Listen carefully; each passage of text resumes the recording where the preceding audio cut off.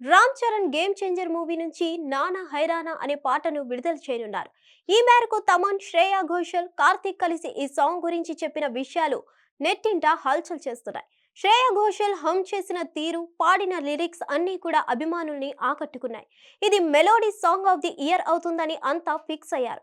ఇక ఈ romantic love melody song కు రామ్ చరణ్ ఉపాసనాల క్యూట్ మూమెంట్లను పెట్టి ఎడిట్ చేశారు.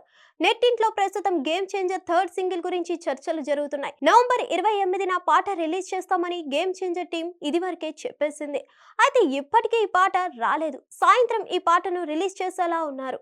కానీ ఈ పాట గురించి తమన్, శంకర్, శ్రేయా ఘోషల్, కార్తిక్ చెప్పిన విశేషాలు అందరిలోనూ ఆతృతను పెంచేశాయి. ఈ పాట కోసం ఇండియాలోనే ఫస్ట్ టైం ఇన్ఫ్రా రెడ్ కెమెరాను వాడారట. ఇది సరికొత్త ప్రయోగమని శంకర్ తెలిపారు.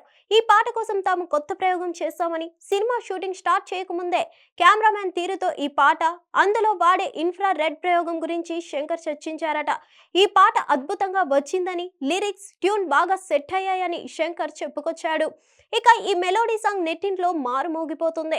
ఎక్కడ చూసినా ఈ సాంగే వినిపిస్తుంది. అయితే ఈ పాటకి రామ్ చరణ్ ఉపాసనాల మధుర క్షణాల్ని జోడించి ఎడిట్ చేశారు అభిమానులు.